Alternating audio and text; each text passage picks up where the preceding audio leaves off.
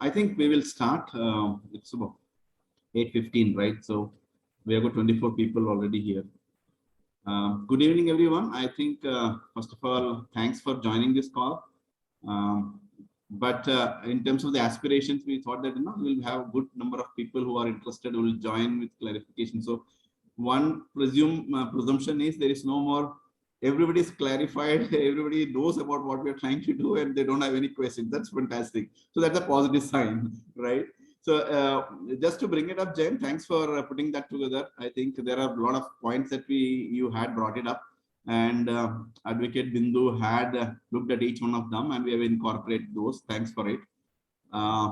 So I think what we are trying to do now is we have rolled out the new version of new draft version of MOA and ByeLaw, and nomination forms and notification, right? So that we can call for interested members of KSN, right, who can primarily, take the position of a managing committee member. And that's what we thought, that we would need a minimum X number of people for, as per the ByeLaw, for registering the, KSN Global. And that is the first step as far as we're concerned. So we have floated it. Tomorrow is the timeline. Probably, I don't know, short period. Notice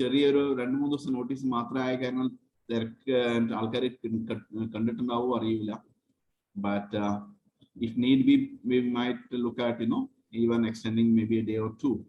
But the process wise, we thought it makes sense that 15th we can have the larger call, whereby we will look at the people who are interested. It's a little surprising that we had nominations, volunteers who came up in our Kochi visit, right? And we don't see them also in this call today. So that is little probably alarming, not, it's a little concern, because our volunteer how are they going to be active in the management committee? Question, but let's see. Let's not be too much what you call anxious about it, and I think fingers crossed, and let's hope that we would have participation. Now it's open for any questions, any discussions. I think we have Advocate Bindu there, we have Manoj, we have got Ajin, we have got a lot many people here. If there are any questions, please unmute yourself, and you can probably talk, and the floor is open. Yeah, thank you so much. The first doubt is the version 6 is the last file, no? The final file that is shared in the group. Yes. Yeah. So I have actually sent some suggestions, but I found the same clauses appear in the revised maybe version 6 as well. So I would like to get a clarity on that.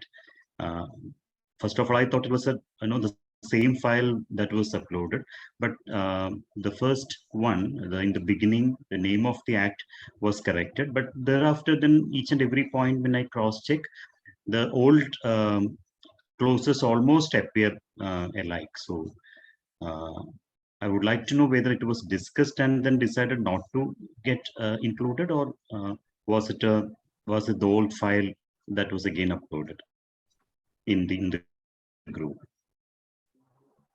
I think points on the Parayangil we can clarify. Points on the Parayangil we can clarify. Definitely. The name of the act again, it appears in the bottom part of the document. Even though it was corrected in the beginning, it was not corrected in some other. It's a very clerical thing, nothing great about it. And the second one, clause 3 and 4 of the memorandum, which restricts the operations of the society within the limits of Kerala. I don't get that point. Okay, that is because we need a jurisdiction point for registration. The Kerala registry, we need a jurisdiction point. But that is a technical. No, society can function throughout the country, no? Yes, jurisdiction. Yes. Yeah, jurisdiction is actually requires at the time of registration registration, when you put a registered office, you could go to the concerned district registrar. That is the only requirement. But the operation of the society can be extended to the whole of the country. Now the point is, as per this clause, we are very specific. Just 1 minute.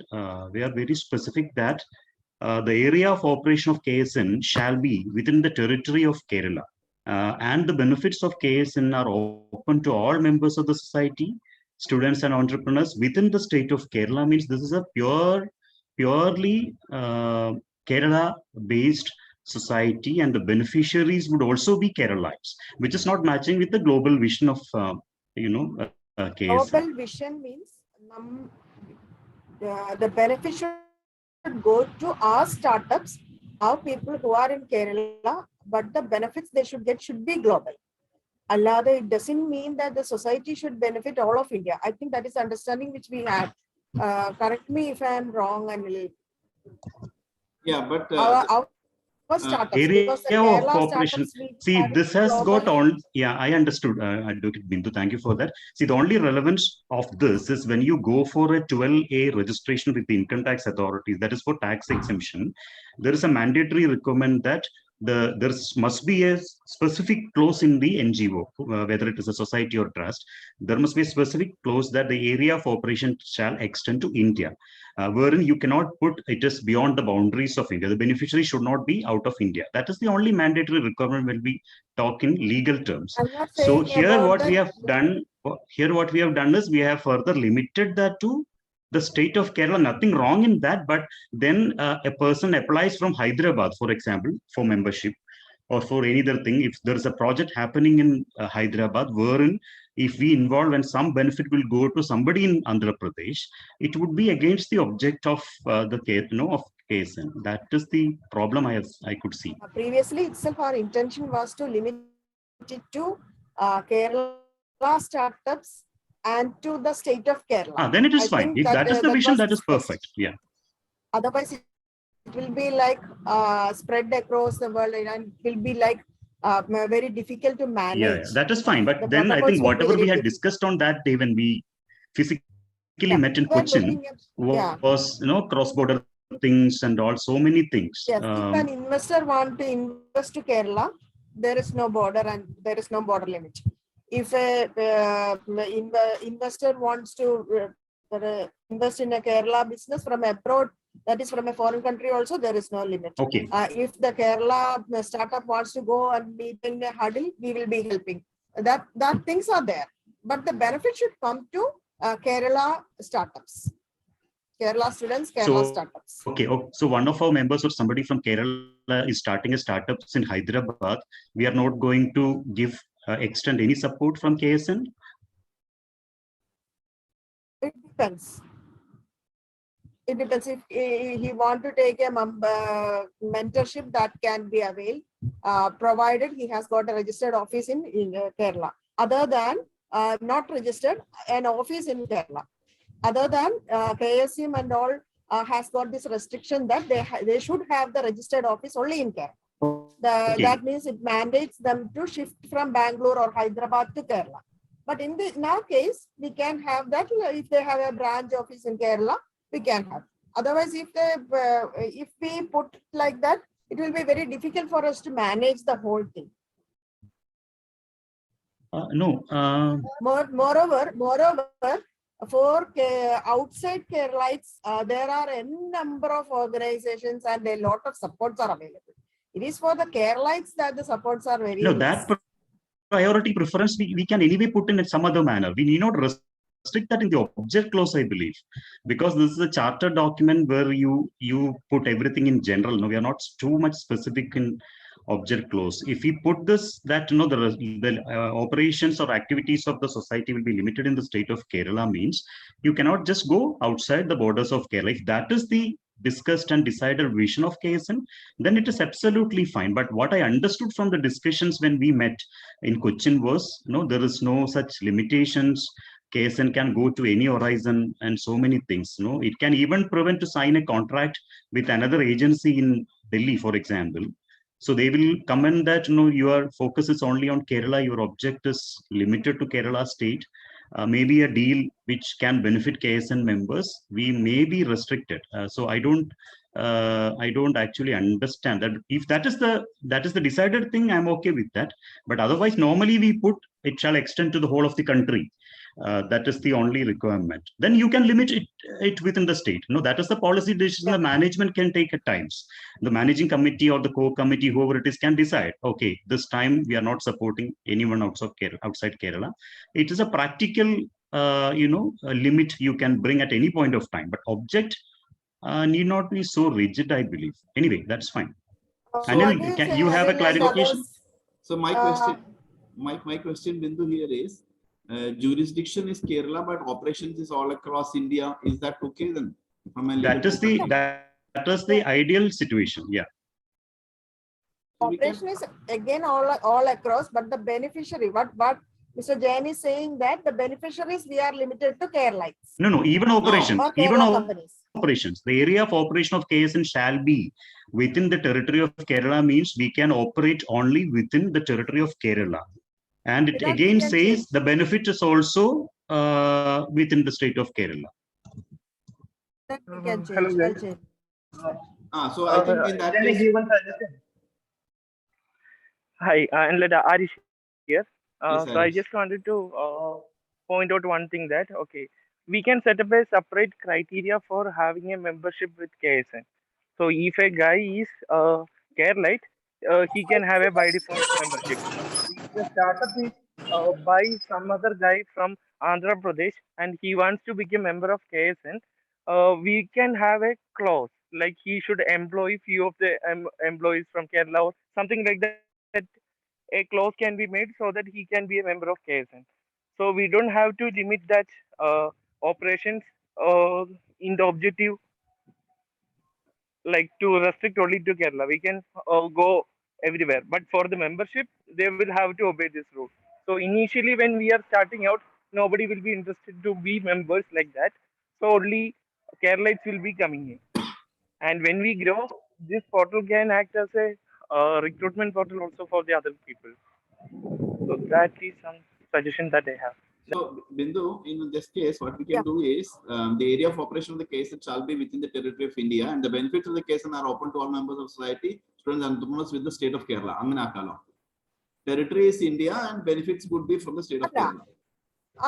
No need, jurisdiction matram Kerala vechittu, territory and operation can be Indian become. Beneficiaries, the beneficiaries. See, another point, we say the benefit of the society shall go to all, beyond all, barriers. Maybe no consideration for religion, so many things. So we need not actually say who are all the beneficiaries. Whether they are within a particular territory or something, need not be that much specific in the object clause, because it is understood.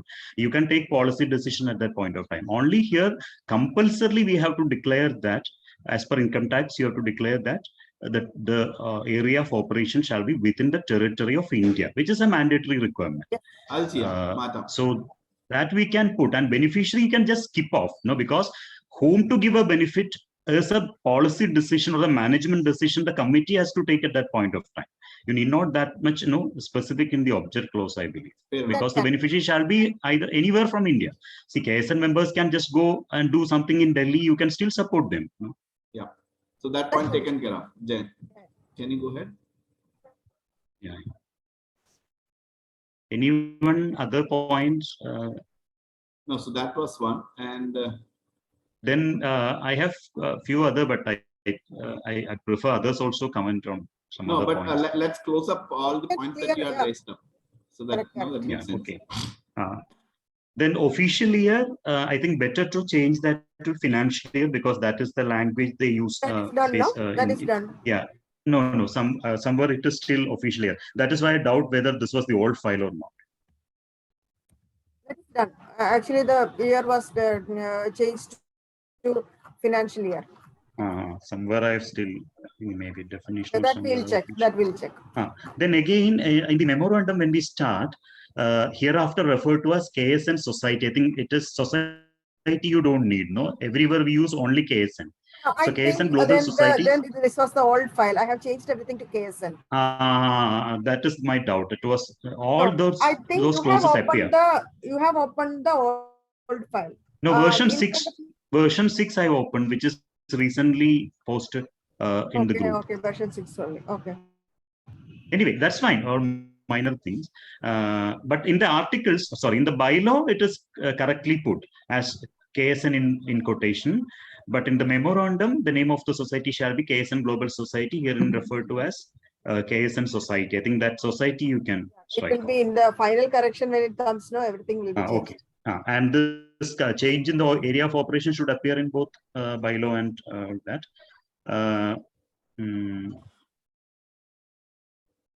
Then officially revision. Okay.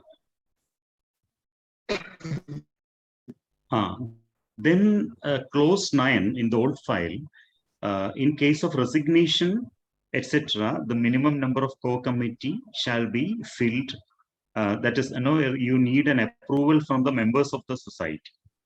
Means members of KSN in case of a resignation or a casual vacancy or something.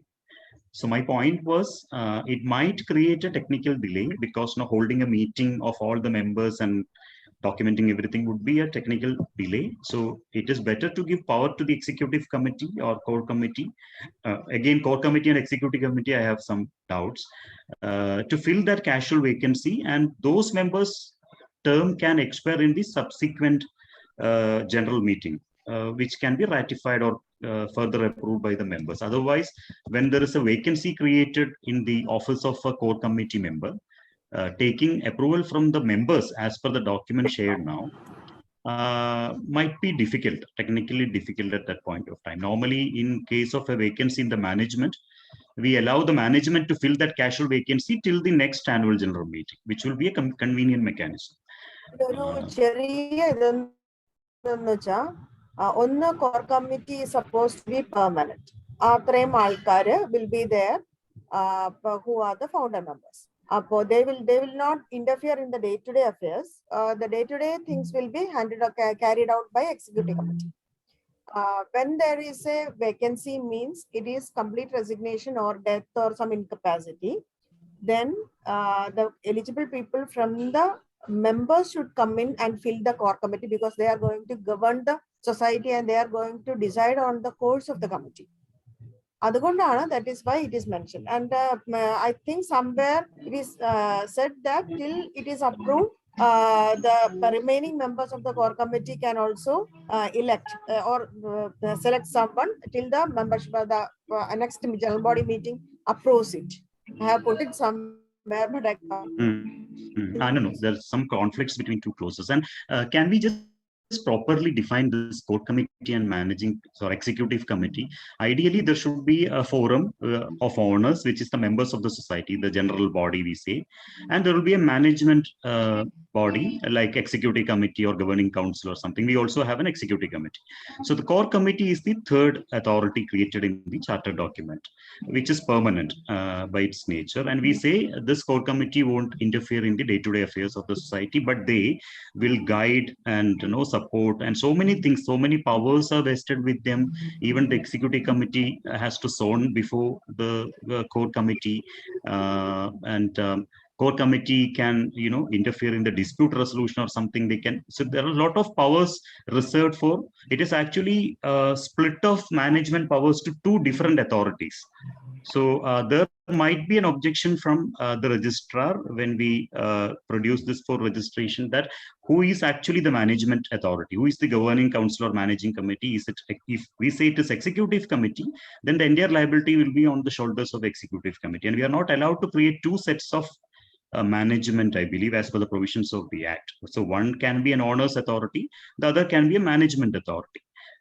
So the sanctity of the core committee, which is permanent, which has got powers to interfere in the management or take some disciplinary actions and so many things, which is part of the managerial powers. I don't get, I'm not clear on how can we justify this before the authorities. And who, see, for example, some mismanagement happens. who is responsible, whether it is core committee or it is executive committee. We must say it must be the executive committee, because core committee is not in the day-to-day affairs. That is our justification. But still, they hold some powers to guide. They are supposed to guide the executive committee for good governance and so many things. So we cannot always say that we are not. We means the core committee. So I think bit more clarity can be given. One suggestion is to limit this committee, and you can reserve some seats in the executive committee for the core members, which is permanent. And we normally do that in many organizations. For example, if you have a 15-member executive committee, 8 of them or 9 of them will be permanent seats for founder members. Means you will have control all the time. Only the balance posts are open for election or something. But having 2 authorities with some kind of powers or divided powers, how do we justify it before the authorities, especially before income tax, is my doubt. Core committee will be acting as completely an appellate authority. So but wherein we say we don't interfere in any kinds of disputes, no? There is a clause saying that we are not at all accountable to any kind of disputes. KSN will not interfere in anything. But in some other point, we say we have an appellate authority, dispute settlement mechanism. For practical things, we may need such an appellate authority because a division of things are going to happen in KSN as per planned. That is, there will be a vertical for technical things, there will be a financial, there will be many other things. There can be conflict between these divisions as well. So we need a core committee where the executive committee, of course, can take a decision on this. But if there is a split or if there is an issue on that, the general guidance has to come from the core committee. Hence, that will be an appellate authority. And before the registrar, it will be like for the income tax purpose, it will be the common collective management, which is split as 2. That is one, as you said, one common permanent member group and another which is elected and which is changing. We have just given a name for that. So by dispute or differences, we mean disputes between the members or dispute between KSN and other organizations? What kind of dispute? Not between KSN and other organizations, core committee cannot do anything. And that, for that matter, KSN as a whole cannot do anything. Because that is something an entirely different thing. It has goes to the other relevant laws to decide on. That we don't get, because KSN as collective, we are core committee or be it core committee or a executive committee, it is one and the same when a third party is concerned. So what kind of disputes are we actually envisaging? There can be disputes between our marketing division and our financial division. Most common thing. Means disputes between members. Yes, internal. Either be vertical or members. Okay. So then I think one clause, we are saying that we will not be responsible for any kind of disputes. I just want to add one thing, is that there are 2 kinds of disputes in this clause. One dispute is the disputes which the KSN will not involved are the disputes like there are 2 businesses, they are doing their transaction outside. Okay, there are different businesses over here, different members. They do a transaction on their own different businesses, and there is a dispute between them. Both being the member, we will not involve because it is their own transaction, their own business transaction. Even though they might have met each other in this through KSN, but we will not involve because it's their own business. Okay. However, the disputes which the KSN will involve is disputes which is as per the KSN internal issues. Maybe between the internal marketing, as Advocate Bindu said, the financial and marketing team, or maybe in between the executive members with regard to internal matters. Any dispute with the member to a member outside the scope of KSN, that is their own businesses, their own individual businesses, or between a member and a third party. Say, for example, a third party might invest or might deal in a business just because they came to know about the business from KSN. Okay, so the KSN cannot get involved in that transaction because it is outside the scope of KSN. That is their own business transaction. As per their own 2 businesses, MOAs and AOAs. There are two kinds of disputes you have to see. The external disputes, KSN cannot involve. However, disputes which is internal to the KSN has to involve. Perfect. But external dispute, no one can interfere. No, we need not declare that. We are just No, making it very clear. That's what. We need not say that we won't. No, one So more that is understood. You cannot. No one can do that. But the language goes like this: KSN shall not be liable for any dispute arising out of the business transactions, commitments, agreements between members, or between the members of KSN, or with third parties in whatsoever manner. Means no, we are taking an absolute disconnect with any kinds of dispute. That is one clause. But at the same time, we have dispute resolution mechanism, authorities, appellate authorities, so many things. So I think this area must be more clear. Otherwise, when something happens, if it is a dispute between departments, definitely the management of any organization can interfere. That is nothing significant to declare that. Anywhere you have that managerial powers. And if you are talking about disputes between external parties, anyway, we cannot do anything. So with external this is parties, not. what happens is, what we envisage is, suppose as an external party comes an investment in my business, because I am a KSN member. Okay. And in that sense, when something goes wrong with me and that third party, KSN should not be involved or dragged into any litigations or something like that. Only because I am made, the third party is made to believe that I am a third party, a KSN member. That is why I have done business with me. That person has done business with me. KSN should not be involved. That is the intention behind it. And for every dispute resolution, these all things will be detailedly explained in each SOPs, because we have given the provisions there. And in this bylaw is just a guideline to what all things will be the SOPs, that we will only know later, when only our programs come into effect and our business starts.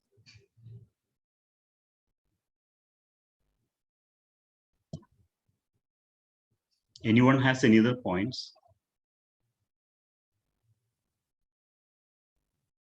So that point is clear, right, Jen? So next one. No, it's I don't have a clarity anyway, but I think that is let it be like that. Then again, the core committee shall be responsible for the overall activities of the society. We specifically say that.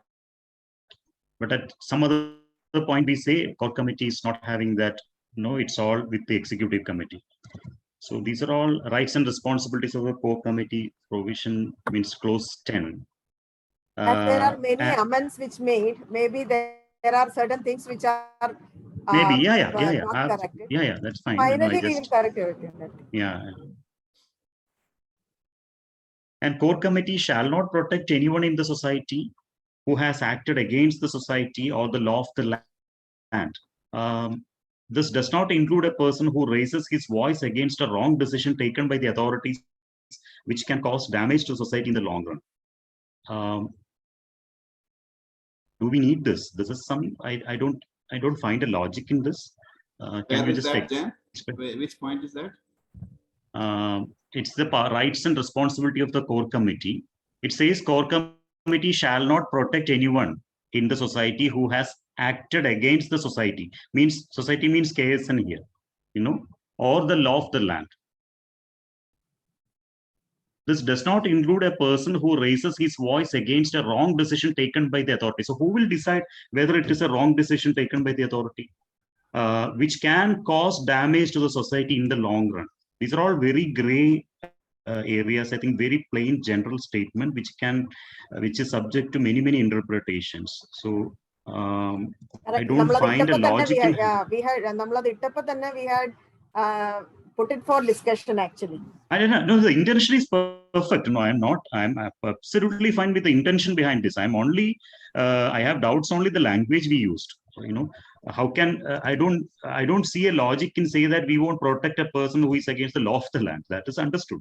If someone is against the law of the land, no one can protect him.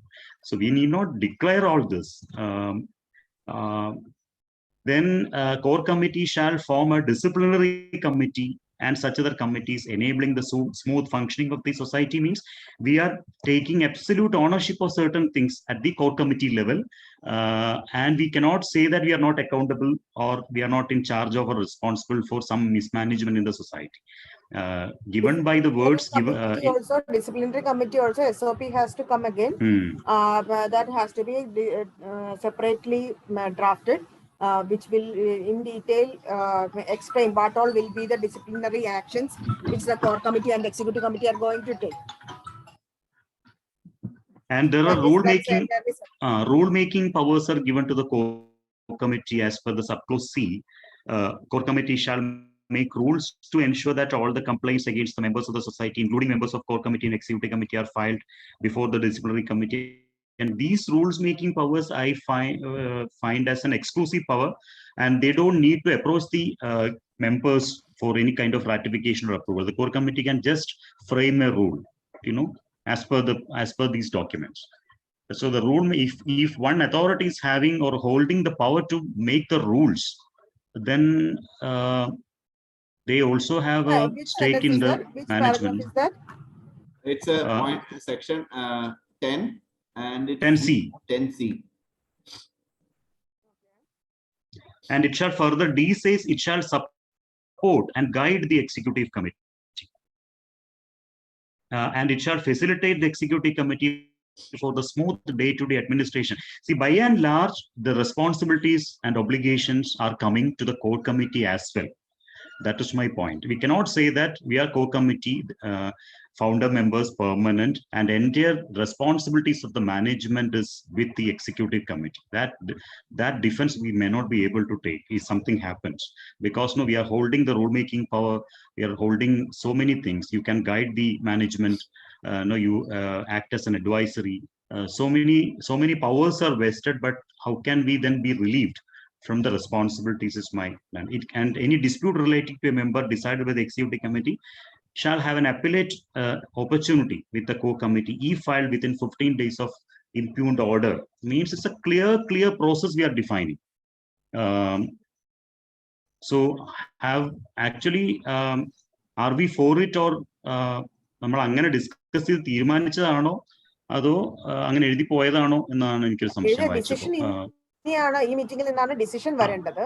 നമ്മൾ decide ചെയ്തിട്ടല്ല തീരുമാനിച്ചിരിക്കുന്നത്. നമ്മൾ കുറെ കാര്യങ്ങൾ ആലോചിച്ചു, practical ആയിട്ട് വരേണ്ട കാര്യങ്ങൾ നമ്മൾ ലിസ്റ്റ് ഔട്ട് ചെയ്തു. And we have put it for, കാരണം ഒരു ഫ്രെയിം ഇല്ലാതെ നമുക്ക് ഡിസ്കസ് ചെയ്യാൻ പറ്റില്ലല്ലോ. പുറകിലുള്ള തോട്ട് പറയാം. കാരണം നമ്മൾ ഒരു കോർ കമ്മിറ്റി വച്ചു, ശരി, നമുക്ക് വേറെ പവർ ഇല്ല എന്നുണ്ടെങ്കിൽ എൻഡ് ഓഫ് ദ ഡേ ഇത് മറ്റേ ഗവർണറുടെ പൊസിഷൻ പോലെ ഇത് ഡിസോൾവ് ചെയ്ത് പോവുള്ളൂ. അപ്പം അത് വരാൻ പാടില്ല. കാരണം ദ ഗൈഡൻസ് അതിന്റെ ഇന്റൻഷൻ ഇതെല്ലാം should be with summon has the ultimate aim, അല്ലെങ്കിൽ ഒരു ബെനിഫിറ്റിനെ കുറിച്ച്. കാരണം മാറി വരുന്ന ആൾക്കാർക്ക് അതിന് അത്രയും ഒന്നാമത് പരസ്പരം അറിയാത്ത കുറെ ഒരു ഗ്രൂപ്പ് ഓഫ് ആൾക്കാരാണ്. സോ ഇതിന്റെ ബേസ് ഇന്റൻഷൻ ഉള്ള കുറെ ആൾക്കാരുടെ കയ്യിൽ ഇതിന്റെ കറക്റ്റ് കാര്യങ്ങൾ ഇരിക്കണം എന്നുള്ള ഒരു ഇന്റൻഷൻ ഇതിന്റെ പുറകിലുണ്ട് നമ്മൾ അത് എഴുതുമ്പോൾ. ദാറ്റ് ഈസ് വൈ എക്സിക്യൂട്ടീവ് വേണമെങ്കിൽ നമുക്കത് പിന്നീട് അമെന്റ് ചെയ്യുകയോ എങ്ങോട്ട് മുമ്പോട്ട് പോകും എന്നുള്ളതൊക്കെ നോക്കി. ഇപ്പൊ തന്നെ കണ്ടോ, വി ഹാവ് ഓൺലി 28 members, 100+. അപ്പോ വരുന്ന ആൾക്കാർ ആരാണ്, executive committees who will be there, we don't know actually. അപ്പൊ ആ ഒരു തോട്ടിൽ നിന്നാണ് we have written this. No decision is taken.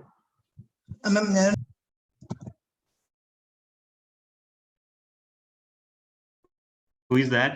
Mohammed Shah. കേൾക്കുന്നുണ്ടോ മാം? കേൾക്കുന്നുണ്ട്. മുഹമ്മദ് ഷാ പറയൂ. നമുക്ക് ഡൗട്ടാണ്, അതായത് ഇങ്ങനെ രണ്ട് കമ്മിറ്റി ആക്കാതെ ഒറ്റ കമ്മിറ്റി ആക്കിയിട്ട് പവർ എല്ലാം ഒരുപോലെ ആക്കിയിട്ട് അതിലെ 9 members പെർമനന്റ് മെമ്പേഴ്സും ബാക്കിയുള്ള മെമ്പേഴ്സ് എലക്ടഡ് ആയിട്ട് വരുന്ന രീതിയിൽ അങ്ങനെ ആക്കിവിടും. അതാകുമ്പോൾ കോമൺ പവേഴ്സ് വരുമ്പോൾ ഈ പെർമനന്റ് മെമ്പേഴ്സിനും എക്സിക്യൂട്ടീവ് മെമ്പേഴ്സിനും കോമൺ പവേഴ്സും ഡിസ്കഷനും ഒക്കെ അതല്ലേ കുറച്ചുകൂടെ ബെറ്റർ. ഇത് രണ്ട് കമ്മിറ്റി എന്തൊക്കെയാണ് കൺഫ്യൂഷൻ വരുന്നില്ലേ അതില്? നമുക്കൊരു അപ്പലേറ്റ് അങ്ങനെ വരുമ്പോൾ ഒരു എപ്പോഴും ഈ പെർമനന്റ് മെമ്പേഴ്സിന്റെ ഡിസിഷനെ പ്രാക്ടിക്കൽ ആയിട്ട് വരുള്ളൂ. കാരണം മറ്റവർ വന്നും പോയും ഇരിക്കുന്ന ആൾക്കാരാണ്. ഈ 9 members ഇതിനകത്ത് റെഗുലർ ആയിട്ട് ഉണ്ട് എന്നുണ്ടെങ്കിൽ എൻഡ് ഓഫ് ദ ഡേ ബാക്കിയുള്ളവരുടെ റെലവൻസ് ഇല്ലാതെ പോകും. അത് വരാൻ പാടില്ല.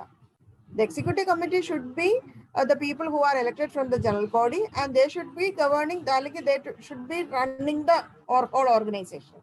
കോർ കമ്മിറ്റി മാറിയിരിക്കുക എന്നുള്ളത് തന്നെയാണ് ഉദ്ദേശിച്ചിരിക്കുന്നത്. കാരണം new young blood, new fresh thoughts all has to come. മറ്റേത് എപ്പോഴും ഈ 9 പേര് അവിടെ ഇരുന്ന് കഴിയുമ്പോൾ അവരുടെ ആ തോട്ട്, അവരുടെ പ്രൊസീജിയർ അത് മാത്രമേ വരുള്ളൂ. പിന്നെ ഒരു അപ്പലേറ്റ് അതോറിറ്റിയും ഉണ്ടാവണം എന്ന് വിചാരിച്ചു. കാരണം number of organisations, number of business vertical, ഇതെല്ലാം നമ്മുടെ പ്ലാനിൽ ഉണ്ടായിരുന്നത് കൊണ്ട് we thought there should be an appellate authority who has the power to interfere if they want. ഇതാണ് തോട്ട്. ഇതൊന്നും ഡിസിഷൻ അല്ല ഞാൻ പറയുന്നത്.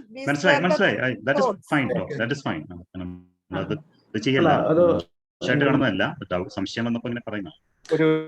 Definitely, that is why we are here. Okay. Bindu madam, അല്ലെങ്കിൽ സാർ ഒരു ജസ്റ്റ് നമുക്ക് കോർ കമ്മിറ്റിയുടെ ഒരു ഇതിന്റെ ഒബ്ജക്റ്റീവ്സ് ഒരു ഞാൻ ക്ലിയർ അല്ലായിരുന്നു, അതുകൊണ്ടാണ്. എന്താണ് ഇപ്പോൾ കോർ കമ്മിറ്റി, എക്സിക്യൂട്ടീവ് കമ്മിറ്റിയുടെ എന്തൊക്കെയായിരിക്കും അവരുടെ റെസ്പോൺസിബിലിറ്റീസ്? കമ്മിറ്റി നമ്മളുടെ ഗ്രൂപ്പിൽ നിന്ന് സെലക്ട് ചെയ്തിട്ട്, എക്സിക്യൂട്ടീവ് കമ്മിറ്റിയെ നമ്മുടെ ജനറൽ ബോഡിയിൽ നിന്ന് എലക്ട് ചെയ്തിട്ട് അവര് they will be running the whole of show.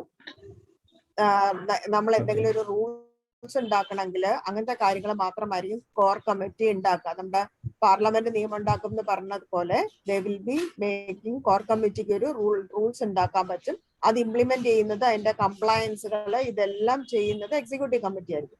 only when it is needed core committee interfere ചെയ്യുള്ളൂ. അല്ലെങ്കിൽ ആസ് ആൻ അപ്പലേറ്റ് അതോറിറ്റി മാത്രമേ അതായത് വിളിച്ചാൽ മാത്രമേ ഇടപെടുള്ളൂ എന്നുള്ളൊരു സിറ്റുവേഷനിൽ they will be there.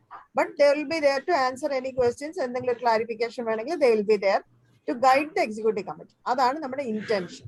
പക്ഷെ ഡേ ടു ഡേ കാര്യങ്ങൾ, ഇപ്പൊ എംപ്ലോയീസിനെ അപ്പോയിന്റ് ചെയ്യുന്ന കാര്യങ്ങൾ, അവരുടെ സാലറി കൊടുക്കുന്ന കാര്യങ്ങൾ, നമ്മുടെ കോമൺ ഐഡിയോളജി അല്ലെങ്കിൽ കോമൺ എന്തായാലും പറയണ നമ്മുടെ മെഷേഴ്സ് എന്തായാലും whatever be their decisions അത് ഇംപ്ലിമെന്റ് ചെയ്യുന്നത്, ഇതെല്ലാ കാര്യങ്ങളും എക്സിക്യൂട്ടീവ് കമ്മിറ്റി ആയിരിക്കും ചെയ്യാം. ഹലോ ഹലോ ചോദിക്കൂ. അല്ല, നമ്മുടെ കോർ കമ്മിറ്റി മെമ്പേഴ്സ് ആണ് ഫൗണ്ട് ചെയ്തത്. ഫ്യൂച്ചറില്, അതായത് ഫ്യൂച്ചറിൽ റൂൾ മേക്കിംഗ് എക്സിക്യൂട്ടീവ് കമ്മിറ്റിക്ക് റോൾ ഇല്ലാന്നുണ്ടെങ്കിൽ കോർ കമ്മിറ്റി തന്നെയല്ലേ ഫുൾ ഡിസിഷൻ മേക്കിങ്ങിലേക്ക് വരിക? റൂൾ മേക്കിങ്ങിൽ ഇപ്പൊ അങ്ങനെ വേണമെന്നുണ്ടെങ്കിൽ നമുക്ക് അതിന്റെ ഒരു അല്ലെങ്കിൽ ജനറൽ ബോഡിയിൽ വയ്ക്കുന്ന രീതിയിൽ നമുക്ക് അമെന്റ് ചെയ്യാം. അതെ, എനിക്ക് തോന്നുന്നു രീതിയിൽ വർക്ക് ചെയ്യേണ്ടി വരും. കാരണം പ്രത്യേകിച്ച് റൂൾസിന്റെ കാര്യത്തിൽ വരുമ്പോൾ ഒരു ഫണ്ട് വന്നു, അത് ഇന്ന കമ്പനിക്ക് മാത്രമേ കൊടുക്കാവുള്ളൂ എന്ന് കോർ കമ്മിറ്റി ഒരു ഡിസിഷൻ എടുക്കുകയാണെങ്കിൽ അതായിരിക്കില്ലേ പിന്നെ റൂൾ വരിക? ഇല്ല, അത് റൂൾ അല്ലല്ലോ. That will not be a rule. That is an operational decision. ഇന്ന കമ്പനിക്ക് ഒരു കാര്യം കൊടുക്കാൻ പറ്റുള്ളൂ എന്നുള്ളത് it is an operational decision which is vested with executive committee. Okay, അത് ഓപ്പറേഷണൽ ഡിസിഷൻ ആണ് മാം. പക്ഷെ അതിന്റെ റൂൾസ് വെക്കല്ലോ, ഇന്ന ക്രൈറ്റീരിയാസ്. അതെല്ലാം എക്സിക്യൂട്ടീവിലെ പോവുള്ളൂ. അതെല്ലാം എക്സിക്യൂട്ടീവിന്റെ മറ്റേ വെർട്ടിക്കൽ വൈസ് ഡിസിഷനിലേ വരുള്ളൂ. ഇൻഡിവിജ്വൽ SOP അനുസരിച്ചിട്ട് ഓരോന്നും വരുള്ളൂ. ഒരു സംഭവം ആഡ് ചെയ്യാനുണ്ട്. അതായത് ഈ റൂൾസ് എന്ന് പറയുന്നത് ആക്ച്വലി സ്റ്റാൻഡേർഡ് ഓപ്പറേറ്റിംഗ് പ്രൊസീജിയേഴ്സ് ആണ്. അത് ആക്ച്വലി അത് പ്രിപ്പയർ ചെയ്യുന്നത് എക്സിക്യൂട്ടീവ് കമ്മിറ്റിയും അതിനകത്ത് വരുന്ന സബ് ഡിവിഷൻ. ഇപ്പം മാർക്കറ്റിംഗ് എങ്ങനെയായിരിക്കും ഇതിനകത്ത് നടത്തുന്നത്, അത് ആ എക്സിക്യൂട്ടീവ് കമ്മിറ്റി ഫോം ചെയ്യുന്ന ഒരു മാർക്കറ്റിംഗ് ഡിവിഷൻ കാണും. അതായത് ഡിവിഷൻസും കമ്മിറ്റീസ് ഒക്കെ തന്നെയാണ്, എക്സിക്യൂട്ടീവ് കമ്മിറ്റി ഒക്കെ തന്നെയാണ് ഈ SOPs rules and regulations on the first hand draft ചെയ്യുന്നത്. ബിക്കോസ് അവരാണ് അത് വർക്ക് ചെയ്യുന്നത്, ഡേ ടു ഡേ ഓപ്പറേഷൻസ്. അത് പിന്നെ കോർ കമ്മിറ്റിയുടെ മുന്നിൽ വന്ന് അത് കോർ കമ്മിറ്റി കൂടെ നോക്കി അവിടുന്ന് പിന്നെ ബോഡി മീറ്റിംഗ് പോയിട്ടാണ് ഇതൊക്കെ അപ്രൂവൽ ആവുന്നത്. സോ ഫസ്റ്റ് ഡ്രാഫ്റ്റിംഗ് എല്ലാം കോർ കമ്മിറ്റി അല്ല ചെയ്യുന്നത്, SOPs അതായത് കമ്മിറ്റികൾ തന്നെയാണ് SOP ഡ്രാഫ്റ്റ് ചെയ്യുന്നത്. എക്സിക്യൂട്ടീവ് കമ്മിറ്റി ഡ്രാഫ്റ്റ് ചെയ്യുന്നത് അപ്രൂവിംഗ് അതോറിറ്റി ആണോ കോർ കമ്മിറ്റി വരുന്നത്? അതെ അതെ. കമ്മിറ്റിയുടെ ലൈഫ് ടൈം, ഐ മീൻ എത്ര സമയമാണ് നമ്മൾ ഈ കോർ കമ്മിറ്റീനെ എപ്പോഴാണ് റിവൈസ് ചെയ്യുന്നത്? അങ്ങനെ വരുമ്പോൾ നമുക്കൊരു ഫ്യൂച്ചറിൽ ഒരു ഇഷ്യൂ, കാര്യം ഇതേ ഒരു മോഡലില് നമ്മൾ മുമ്പ് ഒരു ക്ലബ്ബ് നടത്തിയിരുന്നു. അവിടെ വന്നൊരു ഇഷ്യൂവിനെ റെഫർ ചെയ്തിട്ടാണ് ഞാൻ പറഞ്ഞത്. കാര്യം ഈ കോർ കമ്മിറ്റിയിലുള്ള ആൾക്കാർ പല സമയത്തും റിട്ടയർ ചെയ്ത് പോകും, അല്ലെങ്കിൽ മേ ബി അവരാരെങ്കിലും ഒഴിവാകും. അപ്പൊ അങ്ങനെയാവും. പിന്നെ പല ആൾക്കാരും ഇത് ഇനീഷ്യൽ തുടങ്ങുന്ന സമയത്ത് വളരെ കോൺട്രിബ്യൂട്ട് ചെയ്യുന്നതായിരിക്കും, പിന്നീട് അവർക്ക് അത് ചെയ്യാൻ പറ്റാത്തൊരു അവസ്ഥ വരും. അപ്പൊ ഫോർ എക്സാമ്പിൾ ഇപ്പൊ നമ്മളൊരു 10 മെമ്പേഴ്സിന്റെ കോർ കമ്മിറ്റി ഉണ്ടെന്നുണ്ടെങ്കിൽ ആ 10 മെമ്പേഴ്സിൽ ഒരു 5 or 6 മെമ്പേഴ്സ് ഇതുപോലെ ഇനാക്റ്റീവ് ആവുന്ന ഒരു സ്റ്റേജ് വരുമ്പോൾ കോർ കമ്മിറ്റിന്റെ മൊത്തം ഓപ്പറേഷൻസ് എഫക്റ്റീവ് അല്ല. ഓരോരുത്തരും മാറുന്ന സമയത്ത് ബാക്കിയുള്ള റിമൈനിങ് കോർ കമ്മിറ്റി ആൾക്കാർക്ക് പുതിയ ആൾക്കാരെ സെലക്ട് ചെയ്യാം, ജനറൽ ബോഡിയിൽ വെച്ച് അപ്രൂവൽ രണ്ട് എടുക്കാം. കാര്യം വരില്ലേ, ഒന്ന് ഒരാള് സ്വയം മാറിപ്പോകും, അല്ലെങ്കിൽ ആളൊന്നും കോൺട്രിബ്യൂട്ട് ചെയ്യാതെ he will still continue in the committee. അപ്പൊ അങ്ങനെ ഒരു സിറ്റുവേഷൻ വരുമ്പോൾ നമ്മൾ എന്ത് ചെയ്യും? കോർ കമ്മിറ്റിയിലെ ബാക്കി റിമൈനിങ് ആക്റ്റീവ് മെമ്പേഴ്സിന് ഡിസിഷൻ എടുക്കാം. Either we can make that person resign, അല്ലെങ്കിൽ പുതിയൊരാളെ എടുക്കാം. ഇതെല്ലാം അതിനുള്ള പ്രൊവിഷൻ. പിന്നെ ഒരു കോർ കമ്മിറ്റി മെമ്പർ ആവാനുള്ള ക്രൈറ്റീരിയ അങ്ങനത്തെ ഒരു കുറച്ച് ഡെഫിനേഷൻസ് കൊണ്ടുവരാണെങ്കിൽ നമുക്ക് ഫ്യൂച്ചറിൽ ആരെങ്കിലും കോർ കമ്മിറ്റിയിൽ ആഡ് ചെയ്യണമെന്നുണ്ടെങ്കിൽ ആ criteria means how many years of എന്താ പറയുക, KSNൽ എത്രമാത്രം കോൺട്രിബ്യൂഷൻസ് ഉണ്ട്, അല്ലെങ്കിൽ KSNന്റെ മെമ്പർഷിപ്പ് എടുത്തിട്ട് ഇത്ര സമയമായിട്ടുള്ള ആൾക്കാരെ കോർ കമ്മിറ്റി കൺസിഡർ ചെയ്യാം. അങ്ങനത്തെ കുറച്ച് ക്രൈറ്റീരിയ. ലൈഫ് മെമ്പേഴ്സ് ആയിരിക്കണം കോർ കമ്മിറ്റിയിൽ എന്നുള്ളത് വെച്ചിട്ടുണ്ട്. വേറെ കൂടുതലൊന്നും വെച്ചിട്ടില്ല. ലൈഫ് മെമ്പേഴ്സ് ആയിരിക്കണം കോർ കമ്മിറ്റിയിൽ വരുന്നത് എന്ന് വെച്ചിട്ടുണ്ട്. ഒരു കാര്യം കൂടി ചോദിക്കട്ടെ, ഈ കോർ കമ്മിറ്റിയിലുള്ള ആളുകളും എക്സിക്യൂട്ടീവ് കമ്മിറ്റിയിലുള്ള ആളുകളും സെയിം ആവാൻ പറ്റുമോ? ആകണോ വേണ്ടയോ എന്നുള്ളത് ഇന്നും തീരുമാനിക്കാം. അതെല്ലാം ഡിസ്കഷനാണ്. ഞാൻ മനസ്സിലാക്കിയത് പറയാം. ഒരു മിനിമം കോർ കമ്മിറ്റിയിലുള്ള ആൾക്ക് എക്സിക്യൂട്ടീവ് കമ്മിറ്റിയിൽ വരാൻ പറ്റില്ലെങ്കിൽ ഇപ്പൊ ചാർട്ടർ ഓഫ് ഡിമാൻഡ്സിൽ പറയുന്നത് പ്രകാരം കോർ കമ്മിറ്റി ആണ് ഇതിൽ കൊഹേസീവ് മെമ്പേഴ്സ്, അതല്ലെങ്കിൽ എസ്റ്റാബ്ലിഷ്ഡ് ആയിട്ട് ഇതായിട്ട് ഇൻട്രസ്റ്റഡ് ആയിട്ട് ഇത് ഫോർമേഷൻ വേണ്ടി ഇനീഷ്യേറ്റീവ് എടുത്ത് ആക്റ്റീവായിട്ട് നിൽക്കുമെന്ന് പ്രതീക്ഷിക്കുന്ന ആളുകൾ. അപ്പൊ അങ്ങനെ വെച്ച് കഴിഞ്ഞാൽ അതേസമയം പറയുന്ന എക്സിക്യൂട്ടീവ് കമ്മിറ്റി ആണ് ഈ day to day affairs run ചെയ്യാൻ ഉദ്ദേശിക്കുന്നത്. അപ്പൊ ഈ പറയുന്ന കോർ കമ്മിറ്റിയിലുള്ള ആളുകൾക്ക് ഇപ്പൊ can somebody become a president or secretary or treasurer or be an active member in the executive committee? അതൊരു ഡ്യുവൽ റോൾ എടുക്കാൻ പറ്റുന്നതിനെ കുറിച്ച് ക്ലാരിറ്റി ഇല്ലാന്ന് എനിക്ക് തോന്നിയത്. റെസ്ട്രിക്ഷൻ വെച്ചിട്ടില്ല എന്തായാലും. അല്ല, അങ്ങനെ കോർ കമ്മിറ്റി മെമ്പേഴ്സിനും എക്സിക്യൂട്ടീവ് കമ്മിറ്റിയിൽ വരാൻ പറ്റണമല്ലോ. കാര്യം എല്ലാ പവേഴ്സും എക്സിക്യൂട്ടീവ് കമ്മിറ്റിക്കല്ലേ കൊടുത്തിരുന്നത്. Core committee just rule making മാത്രമല്ല വരുന്നത്.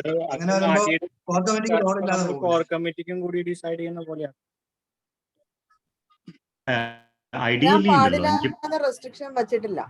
ഐഡിയലി എനിക്ക് തോന്നുന്നത്, ഞാൻ ഡോക്യുമെന്റ് മൊത്തം വായിക്കുമ്പോൾ നമുക്ക് മനസ്സിലാവുന്ന 2 അതോറിറ്റി ഉണ്ട്. ഒന്ന് എക്സിക്യൂട്ടീവ് കമ്മിറ്റിയാണ്. അവരാണ് എല്ലാ കാര്യങ്ങളും ആക്ച്വലി നോക്കേണ്ടത്. അതായത് they are responsible for the entire day to day affairs of the organisation. അപ്പൊ അവരുടെ ഇലക്ഷൻ എല്ലാ വർഷവും നടക്കും. അത് അവരുടെ ലിസ്റ്റ് ആയിരിക്കും നമ്മൾ രജിസ്ട്രാർക്ക് ഫയൽ ചെയ്യുന്നത്. And they will be accountable before the authority and all that, just like any other society, and they will be elected by the members. Advocate Bindu തിരുത്തണേ ഞാൻ പറയുന്നത് തെറ്റുണ്ടെങ്കിൽ, whatever എനിക്ക് മനസ്സിലായത് ഞാൻ പറയുന്നത്. സോ ഏറ്റവും അൾട്ടിമേറ്റ് അതോറിറ്റി മെമ്പേഴ്സ് തന്നെയാണ്, members of the society. അവരെല്ലാ വർഷവും എക്സിക്യൂട്ടീവ് കമ്മിറ്റി മെമ്പേഴ്സിനെ സെലക്ട് ചെയ്യുന്നു. Executive committee members day to day അഫയേഴ്സും മാനേജ്മെന്റ് എല്ലാം ചെയ്യും. ഇത്രയും കാര്യങ്ങൾ ഓക്കെയാണ്. കാരണം this is common for all the societies. നമ്മുടെ പ്രശ്നം, നമുക്ക് ഒരു കോർ കമ്മിറ്റി എന്ന് പറഞ്ഞൊരു ഒരു അതോറിറ്റി കൂടിയുണ്ട്. So then we have to properly define what is this core committee, who has can a core committee member be expelled by members? ഒരാളിപ്പോൾ ഒരു ഇൻട്രസ്റ്റിനെതിരായിട്ട് ചെയ്താൽ എന്താ സംഭവിക്കുക? അവിടെ ഒരു വേക്കൻസി വന്ന് എന്ത് ചെയ്യണം? അവരുടെ അധികാരം എന്താണ്? So whether they can stop A decision of the executive committee. ഇങ്ങനെയുള്ള അവിടെയാണ് നമുക്ക് കുറച്ചൊരു ഏരിയ, ഒരു ഗ്രേ ഏരിയ ഉള്ളത്. കാരണം when we say ഡിസിഷൻ എല്ലാം നമ്മൾ ഇപ്പൊ വച്ചിരിക്കുന്നത് ബാക്കിയുള്ള കോർ കമ്മിറ്റി മെമ്പേഴ്സിന്, ബാക്കിയുള്ള ആക്റ്റീവ് അല്ലെങ്കിൽ നോൺ അഫക്റ്റഡ് കോർ കമ്മിറ്റി മെമ്പേഴ്സിന്റെ ഡിസിഷനിലാണ് അത് വച്ചിരിക്കുന്നത്. അത് നമുക്ക് we can discuss. See, for example, one decision taken by the executive committee goes to the core committee. Executive committee is 100% for it, but core committee says no, you cannot go. Then there is no chance to go that to the members. Ennaanu ipo the document, any decision taken at the executive committee has to go, anything or everything has to go to the core committee for approval. അങ്ങനെ എഴുതിയിട്ടില്ല, നമ്മൾ അങ്ങനെ എഴുതിയിട്ടില്ല. But അങ്ങനെ എഴുതിയിട്ടില്ല, പക്ഷേ core committee can interfere whenever it feels it can interfere എന്ന് എഴുതിയിട്ടുണ്ട്. ഈ ഗവർണറുടെ പോസ്റ്റ് പോലെയാണോ കോർ കമ്മിറ്റി? അതായത് റെഫർ ചെയ്താൽ അവർ ഒപ്പിട്ട് കൊടുക്കണമെന്നാണോ? അതുകൊണ്ടാണ് അതിനെക്കാട്ടിൽ അങ്ങനെ റബ്ബർ സ്റ്റാമ്പ് ആവരുതെന്ന് വിചാരിച്ചിട്ടാണ് കുറച്ച് അപ്പലേറ്റ് അതോറിറ്റി കാര്യങ്ങളെല്ലാം അതിനകത്ത് വച്ചിരിക്കുന്നത്. ഇപ്പൊ നമ്മളൊരു പോളിസി ഡിസിഷൻ ഓൾറെഡി എടുത്തിട്ടുണ്ടെങ്കിൽ അതിനകത്ത് ഫുൾ റൈറ്റ്സ് എക്സിക്യൂട്ടീവ് കമ്മിറ്റിക്കാണ്. പിന്നെ അത് പിന്നെയും പോയി ചെക്ക് ചെയ്യേണ്ട ആവശ്യമില്ല. എന്തെങ്കിലും ഒരു പോളിസി ഡിസിഷനിൽ നിന്ന് വേരി ചെയ്യുമ്പോൾ മാത്രം മതി, തിരിച്ചു വന്ന് അത് തന്നെയാണോ, അത് കോഴ്സ് കറക്ഷൻ മാത്രം മതി. അല്ല, ഇതിലൊരു ഞാൻ ഒരു സജഷൻ ഇപ്പൊ നേരത്തെ ജയൻ പറഞ്ഞ മാതിരി ഒരു സജഷൻ അതിൽ ആലോചിക്കേണ്ടത്, ഈ കോർ കമ്മിറ്റി എന്ന് പറയുന്ന ഇതിന് എക്സിക്യൂട്ടീവ് കമ്മിറ്റിയിലേക്ക് അതിലൊരു 3 പേരെ റെഫർ ചെയ്യുന്ന, അത് റൊട്ടേഷനിൽ റെഫർ ചെയ്യുന്ന ഒരു പരിപാടി കൊണ്ടുവന്നാൽ, അപ്പൊ ഈ പറയുന്ന 9 ആളിൽ നിന്ന് 3 പേര് വെച്ച് ഇതിലേക്ക് വരുന്നു.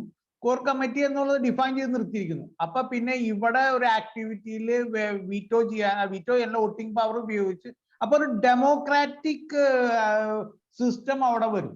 അതല്ലെങ്കിൽ ഇതൊരു അൺഡെമോക്രാറ്റിക് ആയിട്ടുള്ള ഒരു ഡിവൈൻ ഫോഴ്സ് ഇന്റർഫിയർ ചെയ്യുന്ന മാതിരി ഉള്ള ഒരു ബാക്കിയുള്ള ബാക്കിയുള്ള മെമ്പേഴ്സിന് തോന്നുന്നു എന്നുള്ളതാണ് എനിക്ക് തോന്നിയ ഇതിലുള്ള ഒരു ചെറിയ ക്യാച്ച് ലൈൻ എന്നാണ് എനിക്ക് തോന്നിയത്. ഞാനിപ്പോ ഡിക്റ്റേറ്റർ മോഡൽ ബിസിനസ് ചെയ്യണമെന്ന് വിശ്വസിക്കുന്ന ആളാണ്. പക്ഷെ ഈ ഒരു ഓർഗനൈസേഷൻ ആവുമ്പോൾ അതിനൊരു ഡെമോക്രാറ്റിക് സെറ്റപ്പ് വേണ്ടി വരും എന്നുള്ളതാണ് എനിക്കൊരു തോന്നൽ. ഓക്കെ, അത് നല്ല സജഷൻ ആണ്. എനിക്ക് ഫീൽ ചെയ്തത് ഇങ്ങനെയാണ്, അതായത് we can decide the number of executive committee members. For example, if we decide that 15 is the number of executive committee, we can reserve a comfortable portion of seats for the core founding members or core committee members. അതിന് election ഇല്ല actually, ബാക്കിയുള്ള ഇതിലേക്ക് മാത്രം election. അപ്പൊ ഏത് സമയത്തും 30% or 40 whatever it is as we decide, veto power എപ്പോഴും ഈ ഒരു പെർമനന്റ് മെമ്പേഴ്സ് ഉണ്ടാവും. So but they are part of the management, they are absolutely responsible for the management. അപ്പൊ നമുക്ക് 2 അതോറിറ്റി എന്നുള്ള പ്രശ്നം ഉണ്ടാവില്ല. അതേ സമയത്ത് മാനേജ്മെന്റ് എപ്പോഴും പ്രശ്നം മീൻസ് എപ്പോഴും ഒരു ഫൗണ്ടിങ് മെമ്പേഴ്സിന്റെ ഒരു ഇഫക്റ്റീവ് ആയിട്ടുള്ള ഇന്റർവെൻഷൻ അതിലുണ്ടാവുകയും ചെയ്യും. അങ്ങനെ ചെയ്യുന്ന ഒരുപാട് ഓർഗനൈസേഷൻസ് ഉണ്ട്. So then you cannot expel a founding member. അവരൊരു 30% അല്ലെങ്കിൽ 25% അവരായിരിക്കും എപ്പോഴും. So they can interfere in very decisions like you need 75% majority, 2/3 എന്നൊക്കെ പറയുന്ന സമയത്ത് അവർക്ക് ഇന്റർഫിയർ ചെയ്യാം. അവരും കൂടി കംഫർട്ടബിൾ ആയാലേ ആ ഡെസിഷൻ നടക്കുള്ളൂ. All other decisions can be easily taken by the executive committee. അങ്ങനെ വരുമ്പോൾ അഡ്വക്കേറ്റ് ബന്ധു, എനിക്കൊരു പ്രാക്ടിക്കൽ സംശയം വന്നത്, നമ്മൾ when we file the annual returns to the registrar, you will only file the list of executive committee members, no? അല്ലേ? Core committee നമ്മൾ രജിസ്ട്രാർക്ക് പോലും ഡിക്ലെയർ ചെയ്യില്ലല്ലോ. അപ്പോ പിന്നെ അങ്ങനെ ഒരു അതോറിറ്റി അവർ സ്ക്രൂട്ടനൈസ് ചെയ്യുമ്പോൾ ചിലപ്പം ഒബ്ജക്ട് ചെയ്തേക്കാട്ടോ.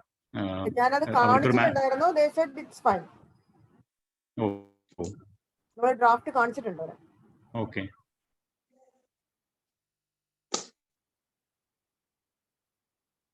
ഇതില് എനിക്ക് തോന്നുന്നത് ഈ പറയുന്ന കോർ കമ്മിറ്റി എന്ന് പറയുന്ന ആളുകൾക്ക് ഇപ്പൊ അവരെ ഒരു ലിസ്റ്റ് ഡിക്ലെയർ ചെയ്തു. ആ ഡിക്ലെയർ ചെയ്ത ഞാൻ പറഞ്ഞ മാതിരി അതിലൊരു 30% ആളുകളെ ഡെമോക്രാറ്റിക്കലി അവരവിടെ നിന്ന് നോമിനേറ്റ് ചെയ്ത് കൊടുത്തു. ആ കോർ കമ്മിറ്റിക്കാരിൽ 3 പേര് ഈ കൊല്ലം ഈ ഫൈനാൻഷ്യൽ ഇയർ അല്ലെങ്കിൽ ഇതിലെ ടേമിൽ 3 പേരാണ് ഞങ്ങളുടെ ഇവിടെ നിന്ന് നിങ്ങളെ ബോർഡിലേക്ക് നോമിനേറ്റ് ചെയ്യണമെന്ന് പറഞ്ഞു കഴിഞ്ഞാൽ അവിടെ ഒരു വാലിഡ് നമ്പർ വന്നു. പിന്നെ ബാക്കി ഇപ്പൊ അതിൽ തന്നെ ഈ ബാക്കിയുള്ള കോർ കമ്മിറ്റി മെമ്പേഴ്സിന് എക്സിക്യൂട്ടീവ് കമ്മിറ്റിയിൽ ഓട്ടോമാറ്റിക് ആയിട്ട് വരാം. അപ്പൊ അവിടെയും there is a chance of they dominating because any organization requires active members who work hard, who try to bring out quality improvement. That can happen. At the same time, what is the intention may be correct, because somebody hijacking the organization with some other intention may be that you can obviously if you work and show the other interested members that we are trying to do something, and then it works out. ഈ conflict of interest അതിന്റെ ഡെമോക്രസിയും കളയരുതെന്നാണ് എൻ്റെ ഒരു opinion.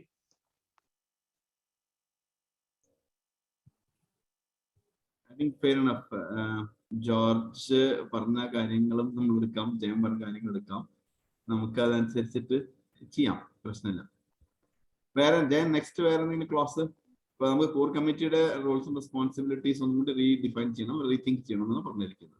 അതിന് dispute resolution ആണ് നമ്മൾ അവിടെ കുറച്ചൊരു complex ആയിട്ടുള്ള എനിക്ക് തോന്നുന്നത് നല്ല ട്രാൻസ്പാരന്റ് ആവട്ടെ എന്ന് വെച്ചിട്ടായിരിക്കണം. Dispute resolution committee shall comprise 2 executive members, 2 independent individuals who are not members of KSN, 2 women and a person who has legal knowledge and an accountant. ഇങ്ങനെ ഒരു കോംപ്ലക്സ് ആയിട്ട് ഒരു ബോഡിയാണ് ഡിസ്പ്യൂട്ട് റെസൊല്യൂഷൻ നമ്മൾ വെച്ചിട്ടുള്ളത്. ഇതൊക്കെ പ്രാക്ടിക്കലി നമ്മുടെ പോഷ് ആക്ട് പ്രകാരം അങ്ങനെയാണ്. അതിനകത്ത് അക്കൗണ്ടന്റ് മാത്രമേ എക്സ്ട്രാ വെളിയിൽ നിന്ന് വന്നുള്ളൂ. കാരണം എന്താ ഇത് വന്നാലും അതിനകത്ത് നമുക്ക് ഇവരെ തന്നെ പോർഷന്റെ കമ്മിറ്റി ആക്കാനാണോ? എങ്ങനെ വേണമെങ്കിലും ആക്കാം, എങ്ങനെ വേണമെങ്കിലും ആക്കാം. കാരണം പലത് ഇപ്പം നമുക്ക് പറ്റില്ലല്ലോ. ഇപ്പം അക്കൗണ്ടന്റ് വേണ്ടാത്ത ഒരു സ്ഥലത്ത് ആ മെമ്പർ വേണ്ട, അല്ലാതെ ഒരു മറ്റേ വെളിയിൽ നിന്ന് ഒരു 2 പേര് വേണ്ടാത്ത ഒരു ഡിസ്പ്യൂട്ട് അപ്പൊ it is not a dispute resolution committee, it is dispute resolution committees അല്ല, ഒരു കമ്മിറ്റി ആയിരിക്കില്ല. പോർഷനുള്ള കമ്മിറ്റി വേറെ ആയിരിക്കാം. നമുക്ക് പ്ലൂറൽ ആക്കിയാൽ മതി. അതെ, എന്നിട്ട് നമ്മൾ അതിനെ SOP വഴി ഫൈൻ. ഈ നോട്ട് മെമ്പേഴ്സ് ഓഫ് KSN എന്ന് പറയുന്നത് പോർഷന്റെ ഒരു ആംഗിളിൽ മാത്രമാണല്ലോ. Otherwise it will appear to be bit strange for the members. പുറമേ നിന്ന് ആൾക്കാർ വന്ന് നമ്മളെ നിയന്ത്രിക്കും നമുക്ക് തോന്നുന്നുണ്ട്. അതെ. പിന്നെ അതെ, sexual ഹാരാസ്മെന്റിന്റെ prevention of sexual harassment. But the mandatory for all the organizations to have a committee under that particular law. അതായത് ഇപ്പോ ഏതെങ്കിലും ഒരു വുമൺ നമ്മുടെ ഓർഗനൈസേഷൻ ഉണ്ടെങ്കിൽ എല്ലാ ഓർഗനൈസേഷനും including all of your companies and firms and other organizations should have a committee in which an outside ആൾ വേണം, lady വേണം, അങ്ങനെയൊക്കെ ഉണ്ട്. അപ്പോൾ എന്തെങ്കിലും ഒരു ഹറാസ്മെന്റ് നടന്നു കഴിഞ്ഞാൽ that female or lady should be able to file a complaint before this committee. Committee notify ചെയ്യണം. I got it. I didn't understand the word. That's right. അതങ്ങനെ സ്പെസിഫിക്, ദാറ്റ് ഇസ് ഫൈൻ. അപ്പോൾ പിന്നെ advocate Bindu, എനിക്ക് ആ ഫണ്ട്സിന്റെ ഇതിൽ KSN will, I have also written it, KSN will operate as a non-profit no loss organization എന്നുള്ളതാണ്. ഈ non profit organisations fine, we call as NPOs or NGOs. No loss അതെ, no loss എന്ന് പറയുന്നത് inherent ആണ്. അതെ, NGOs laws അവർക്ക് part and parcel of their activities, so that is fine.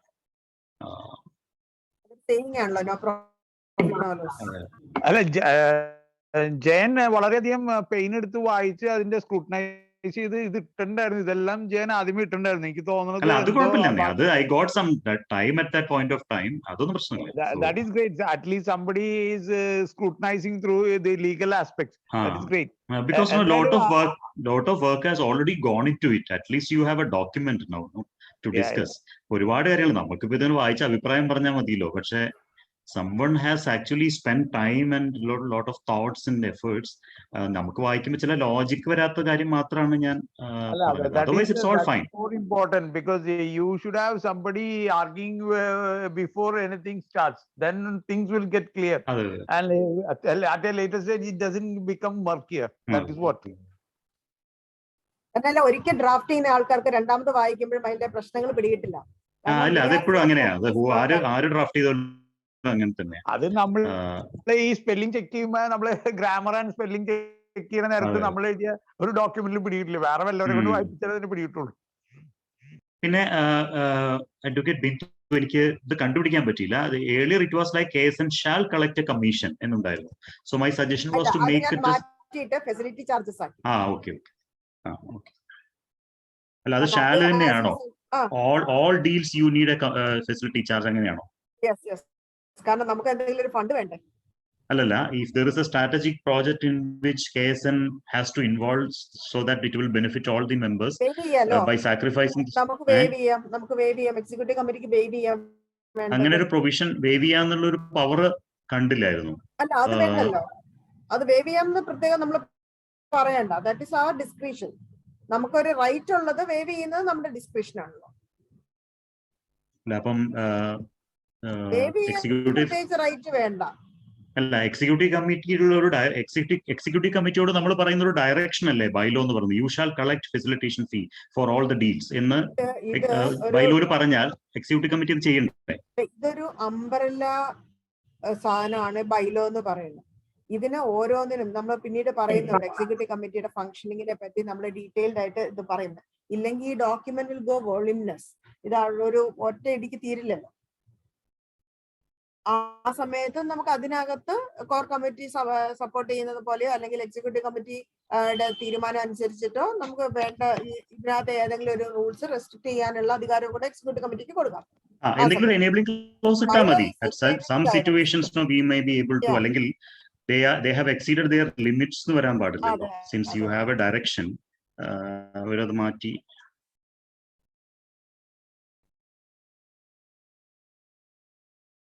Clause 23.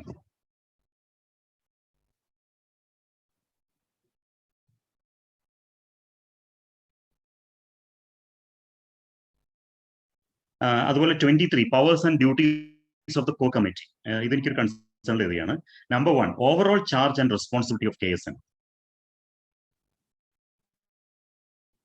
അതാണ് നമ്മൾ പറയുന്നത്. Powers and duties of the core committee. Number 1, overall charge and responsibility of KSN, which is a very plain statement.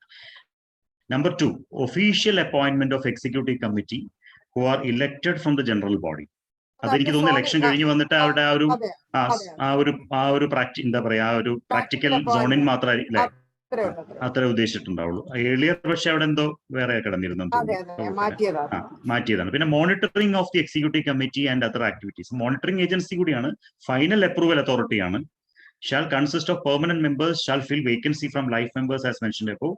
The criteria to be in core committee shall be active contribution to the KSN or value addition എന്നായിരിക്കും ഉദ്ദേശിച്ചത് to KSN. അപ്പൊ ഇത് by virtue of this core committeeക്ക് ഇപ്പോഴും still I believe that a lot of responsibilities core committee take by virtue of this. നമുക്ക് നമ്മൾ ഉദ്ദേശിക്കുന്നത് പോലെ അല്ല കോർ കമ്മിറ്റിക്ക് ഒരുപക്ഷെ എക്സിക്യൂട്ടീവ് കമ്മിറ്റിയേക്കാൾ കൂടുതൽ റെസ്പോൺസിബിലിറ്റിയോ ഡ്യൂട്ടി ഉള്ളതുപോലെയാണ് നമുക്കിത് വായിച്ചാൽ തോന്നുന്നത്. അത് അങ്ങനെ ഒരു ഇന്റൻഷൻ ഉണ്ടോ എന്നുള്ളതാണ്. അതോ നമ്മൾ ജസ്റ്റ് ഒരു സൂപ്പർവൈസറി ബോഡി മാത്രമാണ്, മറ്റത് മുഴുവൻ അവിടെയാണെന്നുള്ള രീതിയിൽ ലൈറ്റർ ആക്കണോ എന്നുള്ളതാണ്. കാരണം if something happens, for example, അത് ഇപ്പൊ ഒരു എക്സ്റ്റേണൽ പാർട്ടിക്ക് ഒരു പ്രശ്നം വന്നാൽ അവർ ആർക്കെതിരെ നീങ്ങണം? എക്സിക്യൂട്ടീവ് കമ്മിറ്റിക്കെതിരെ നീങ്ങണോ, കോർ കമ്മിറ്റിക്കെതിരെ നീങ്ങണോ, രണ്ടുപേർക്കെതിരെ നീങ്ങണോ? By virtue of the public document core committee is also liable or also responsible. They also have the duty. അപ്പോൾ അങ്ങനെ വരുമ്പോൾ അപ്പോൾ നമ്മൾ ഇന്റേണലി സ്പ്ലിറ്റ് ആവും. കോർ കമ്മിറ്റി പറയും we are not in charge, you are in charge എന്ന് പറയും. Executive committee പറയും no you hold the supervisory charge and guiding power and all that എന്ന് പറയില്ലേ? അങ്ങനെ ഒരു കൺഫ്യൂഷൻ ഉണ്ടാവില്ലേ ഫ്യൂച്ചറിൽ എന്ന് എനിക്കൊരു സംശയം വായിക്കും. അത് എന്റെ മനസ്സിലുണ്ട് അത് എഴുതുമ്പോ. പക്ഷെ 2 പ്രശ്നങ്ങളാണ് ഞാൻ അന്നേരം ഫേസ് ചെയ്തത്. നമുക്ക് 2 ക്രൈറ്റീരിയ അല്ലെങ്കിൽ 2 സ്റ്റേജസ് ഉണ്ട്. ഒന്ന് ഇപ്പൊ നമ്മളിരിക്കുന്ന സ്റ്റേജ്, അതായത് നമ്മുടെ എക്സിക്യൂട്ടീവ് കമ്മിറ്റി അത്രയും മെച്ചുവേർഡ് അല്ലാത്ത കുറെ ആൾക്കാർ വരുന്ന, അല്ലെങ്കിൽ എന്താണ് ആക്റ്റീവ് പാർട്ടിസിപ്പേഷൻ ഇല്ലാത്ത, അപ്പൊ അവരുടെ കയ്യിലേക്ക് കംപ്ലീറ്റ് ഈ സാധനങ്ങൾ കൊടുത്താൽ നമ്മളുടെ ഇന്റൻഷൻസ് മീറ്റ് ഔട്ട് ചെയ്യുമോ? വെദർ ദേ നീഡ് ഒരു പേരന്റൽ ഗൈഡൻസ് വേണ്ടതുപോലത്തെ ഒരു സാധനം, വിൽ ദെയർ ബി ദാറ്റ് എന്നുള്ള ഒരു പ്രശ്നം. രണ്ടാമത്തെ സ്റ്റേജ് എന്ന് പറയുന്നത് where the executive committee is fully grown and capable of taking care. അപ്പൊ നമ്മൾ will taking a back seat.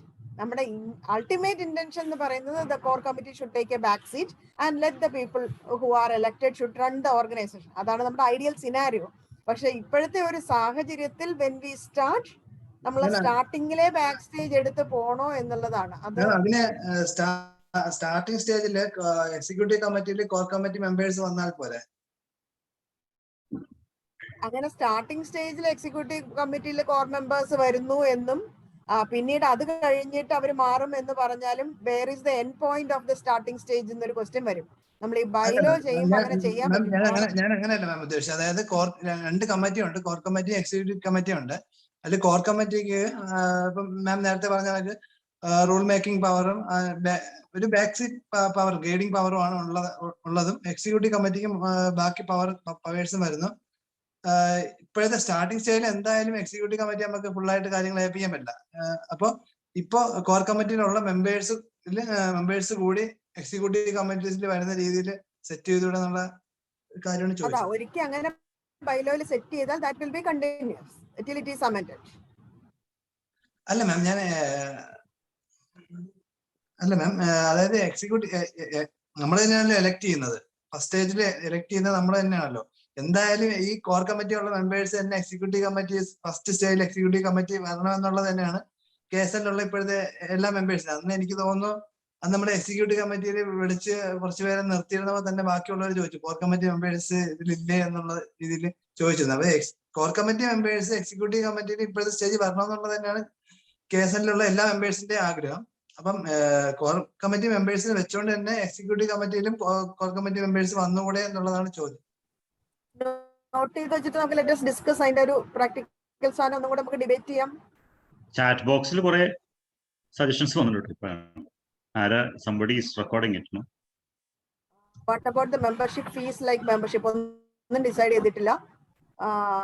To make it more democratic, can we decide the core committee also must be received in reviewed in every 5 years, so that performance and contributions are acknowledged to continue. Can we publish the membership fees? Shall we start with 70% ratio on executive committee and Okay. I believe the core committee would be elected based on core committee. I think we will need another discussion on this. Can limit ourselves to Kerala. I see Mr. Sriram is also there in the call. Sriram also had shared a lot of thoughts and ideas when we spoke. Sriram, if you can unmute and then we can share, it will be really great. Good evening, sir. How are you? I've been a very passive observer for the last 1.5 years. I think I was one of the earliest members from that point. I had fallen in love with your whole ecosystem when I came last January, 20 January, before the COVID, for IAM Kozhikode jury duty.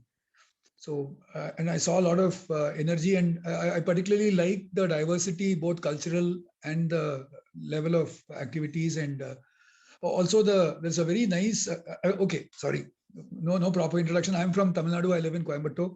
I'm part of one of the larger, earliest angel network. So I've been part of the core group. I'm one of the board of directors, and I've been instrumental in setting up multiple chapters. So some of the homework which we are doing, I've been part of that process over the last 2-3 years of regularizing it. This is Native Angel Network. And in our state, that work has been appreciated to such an extent that our chief executive has been taken over by the government. And our initiative called Startup Tamil Nadu is now adopted by the government under a new organization called TANSIM, Tamil Nadu Startup and Innovation Mission.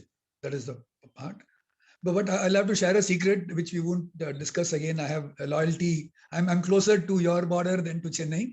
So the beauty is a lot of our activities are subconsciously modeled after the larger structure of the Kerala Startup Mission. But that having said, those structures are very good from infrastructure, all those other government interactions and all that.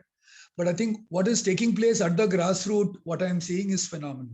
So that can't get into an organized structure. So, you know, the chaos of somebody spontaneously starting something and then it's suddenly kicking off, and, you know, people comfortable in their own language using slangs and memes and getting into that. I think that is the core to me to a startup ecosystem.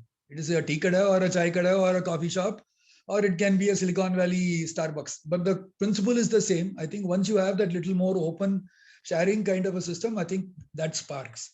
And that I've been seeing right through in the organization. And I think from that spontaneous thing of 2 years back, it's come this close. So I've been watching it very closely. I'll just share 3 things very specifically from that discussion. So one is, I'll come to the third part last. Let's stick to the structure first.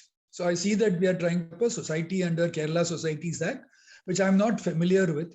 But let me share informally our structure, which is what I think Malabar Angel Network adopted. But that is a pure angel network.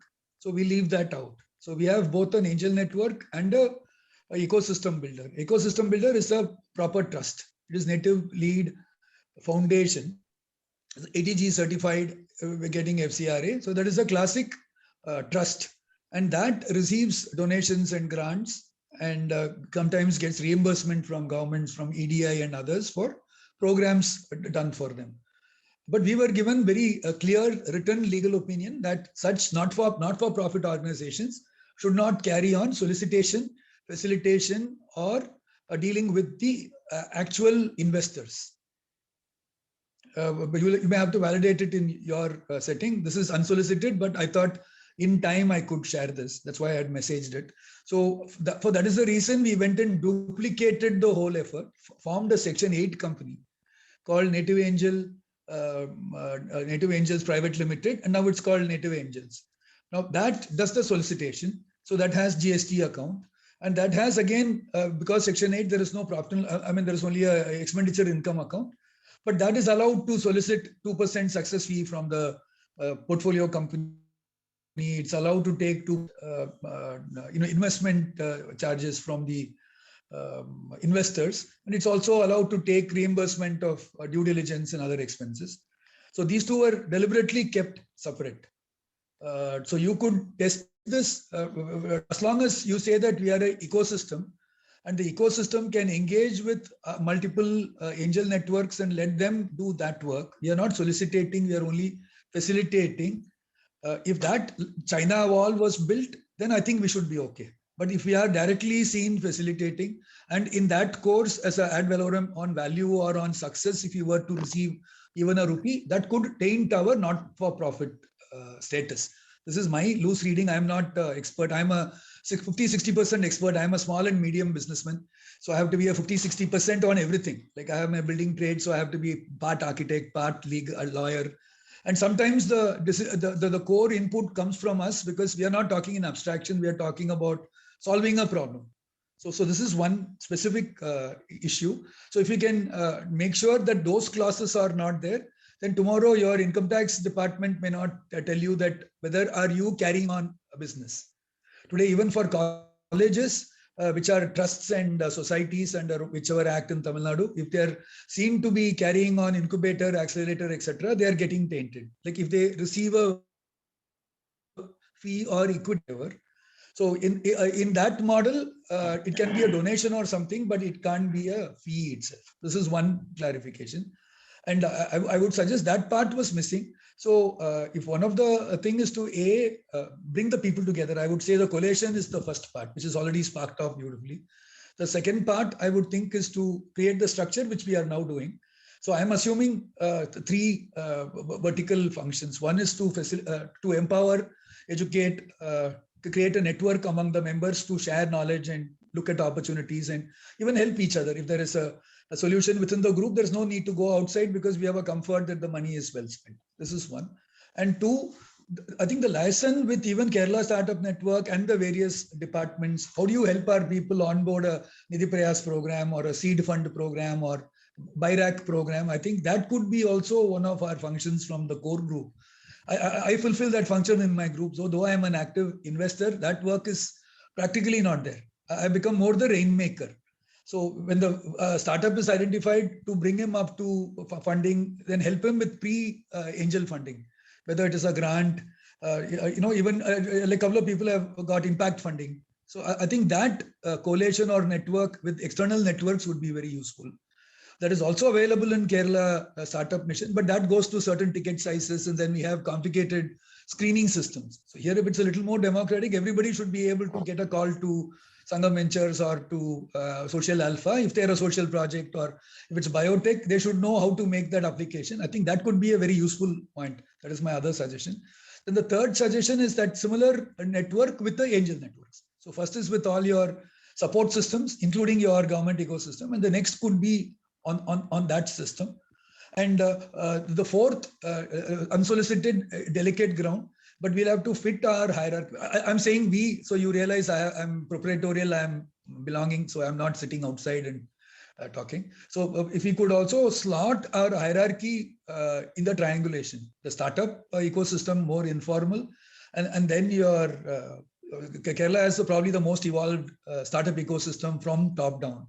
So how do we slot ourselves without appearing to be interfering with that, or rather we should have benefit of their support. If they say our organization is able to do some of the identifying startups and bringing them up to funding and helping them in whatever way we talk, I think they should rather work with us rather than see us as a diversion or a competition. So I think that could also be done.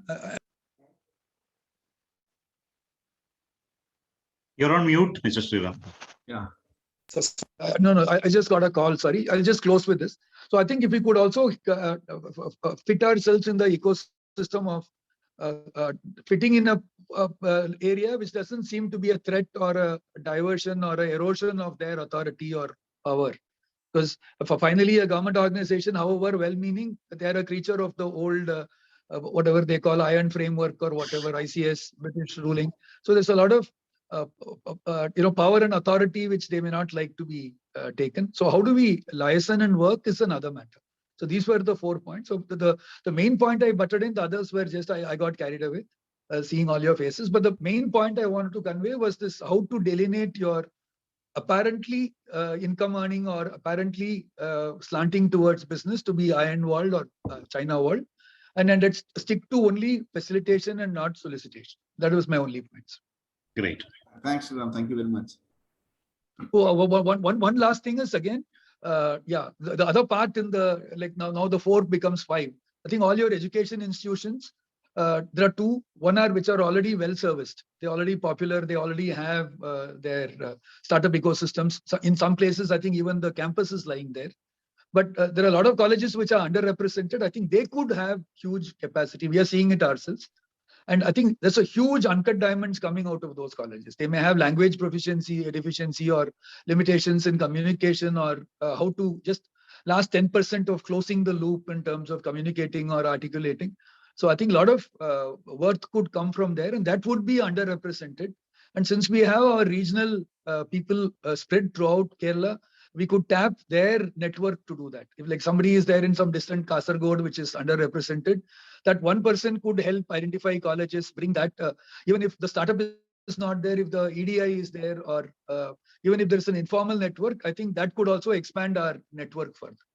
Sure. Thank you. I think that's all. Yeah. And thank you so much for giving me this opportunity. And I pray and wish that this becomes one of those very beautiful things, which is a societal outpouring, a very natural, spontaneous blooming rather than a very complicated, structured thing from top down.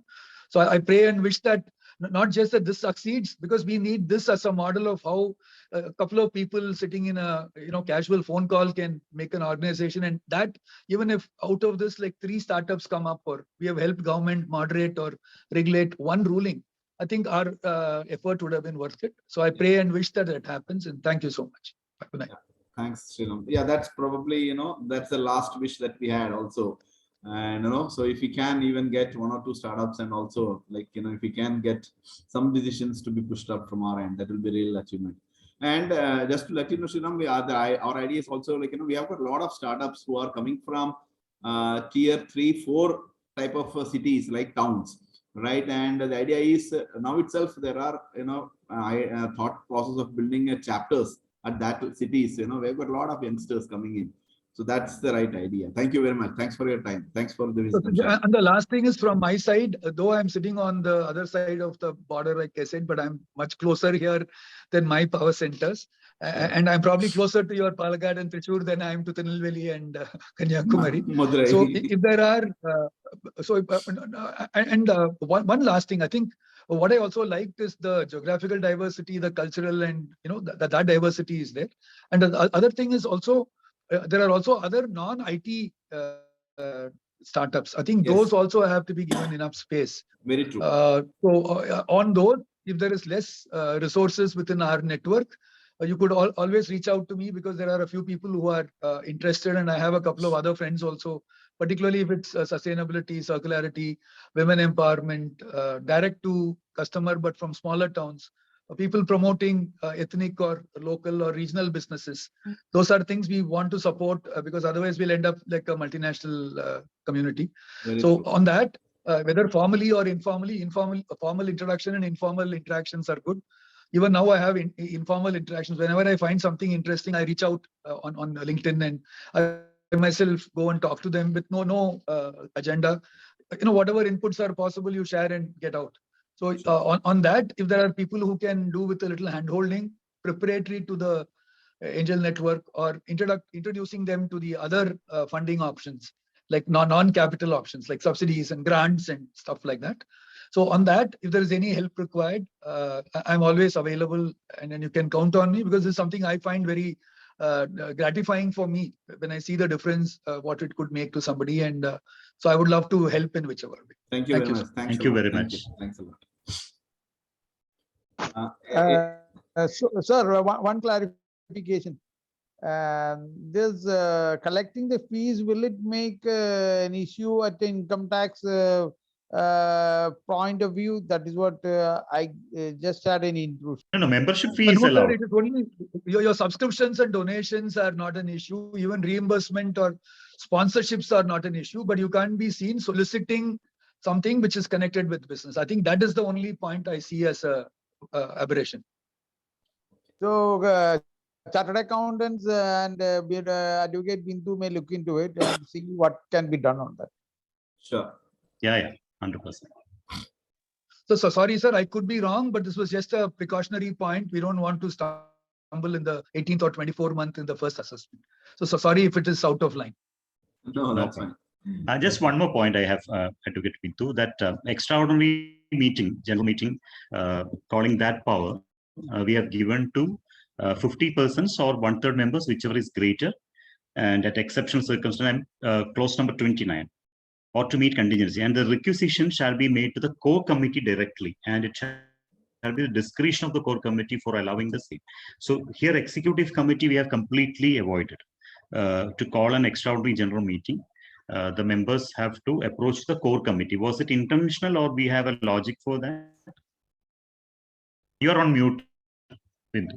You're on mute.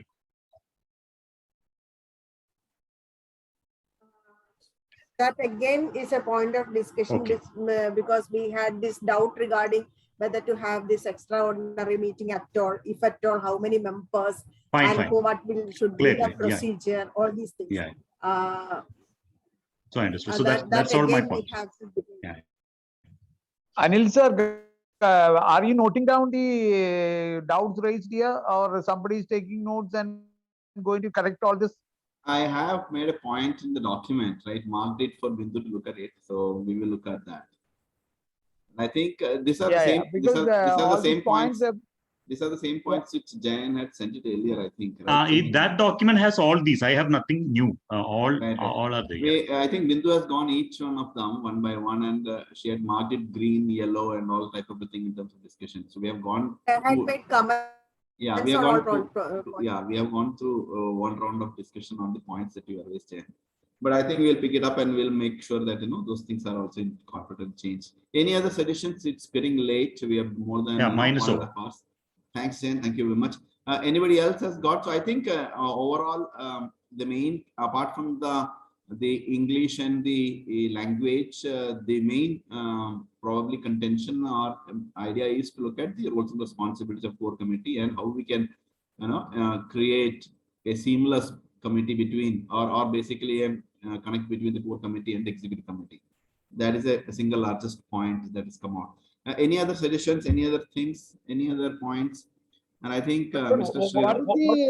There was some concern regarding the membership fees. If there is anything to be discussed here, or will it be put to membership? Yeah, membership fee. We thought that I think we had recommended some fees, right, Bindu? If I'm right. At last we have decided that we will decide that leave it that to the executive committee's decision. To start with. From time to time. I think the best way is to give the membership rules powers to the executive committee, and that rule can have, so that you need not change the bylaw, very often. You can have flexible kind of membership. Right. So in the category, we could have student membership. We have student membership. We have student. That can be subsidized, but it's subsidized. We have to make this very aspirational because we found even with investment opportunity, renewals are not coming. Yeah. Understood. So understood. Yeah. Student is there, corporate is there, individual membership. Well received. Yeah. So we have there. I think this core committee should pitch in more money to make the things moving. That's a good suggestion, Mr. George. I think that's a good idea. We will take it up. Any other points? Any other one last point, sir, unrelated, but it could be useful. If you are considering chapters district-wise or location-wise, including tier 2, tier 3, if there is a aggregation of more than 5, 10, 15 members from those places, they could perhaps also get a representation here. So that could make it both geographically and in activity basis more representative and federal. Yeah, just a loud thought. Great. I think in that case, let us give a standard memorandum and bylaw for them to adopt. So now we will give them the standard charter documents, and they can just adopt it. And we can also have a mechanism wherein we will nominate executive committee members from such districts, forums, and all that in the long run. So that will make it further democratic.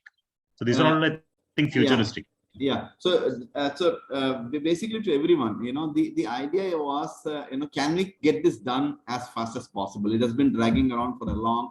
We had our discussion in the month of November, and it's getting long. So, so the idea was, let's get it somewhere. Probably there is an opportunity for us to amend it later on, that things can happen, right? There are a lot of opportunities, there are a lot of ideas will come through, because it's pretty nascent at this point in time. It's really surprising that, we have only 26 people today. That's first thing that I'm very alarmed about.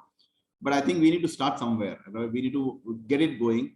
So I think we will fix this stuff. We'll get the first stuff done. We will register it up. We can go for an amendment. We can make a changes as things get more and more better. But I think, like the points that has been raised, which has got critical impact, we will make the changes right now and we'll close it up, right? That's what I think will make sense. Otherwise, it will never be an ending story. I mean, very honest, we have been working on this document for what? How long with them? Maybe months and months together, right? Every alternate week we had a calls, discussions. We've been talking on this, right? So it's fair enough that it has reached to this conclusion. But I still haven't seen any nominations coming through the members for taking active participation. Hope so that we get those members coming in, and we see an active, energy into this KSN, rather than just all this 20-25 people, right? We have got more than 250 people in one WhatsApp group. So we have got more than 300 people. But again, fair enough. Any other suggestions? If not, probably we'll conclude. It's pretty late. Thanks for joining. I just had a question, like regarding the nominations. Yes, Vishnu. Yeah. I just had a question, like there is a form which is floated through the group, right? Yep. So say for example, if somebody wants to nominate themselves, say for example, if I wanted to do something, like I might not know like who is interested to get into that. I can do, the idea is you can do a self-nomination. You can put your name and 2 other KSN members. You can speak to any of the 2 KSN members, and they can propose a candidate. Fair enough. That's enough. Okay. Yeah. Okay. So please come forward. And come forward and be an active participation. Sign ചോദിച്ചിട്ടുണ്ട്. അപ്പോ അത് നിങ്ങൾ digital sign ചെയ്താൽ മതി. എന്നുവെച്ചാൽ ഇപ്പൊ ഫിസിക്കലായിട്ട് ചെയ്യാൻ പറ്റില്ല. സാധാരണ രീതിയിൽ ഇതൊരു ലീഗൽ ഡോക്യുമെന്റ് ആയിരിക്കണം. നിങ്ങൾ അത് പോസ്റ്റ് ആയിട്ട് അയക്കണം, അല്ലെങ്കിൽ ഇതൊക്കെയാണ് സാധാരണ രീതിയിലുള്ളത്. ഇപ്പൊ ഇങ്ങനെ ആവശ്യമില്ല. ഡിജിറ്റൽ സൈൻ ചെയ്ത് കഴിഞ്ഞാൽ നമുക്ക് വിശ്വാസമുണ്ട്, കേസിന്റെ മെമ്പർ ആണ്, നമ്മുടെ ഒരു ഫാമിലി മെമ്പർ ആണ്, പ്രശ്നമില്ല. അങ്ങനെ ഒപ്പിട്ട് തന്നാലും മതി. സോഫ്റ്റ് സൈൻ സോഫ്റ്റ് സൈൻ ചെയ്താൽ മതി. Excuse me, I'd like to ask 2 things. Yes, The first one, during our meetup in Kochi, so we were called upon as volunteers, right? So what is the relevance of that? Which one? That's Sorry? the first one. Sorry, can you repeat? During our during our meetup in Kochi,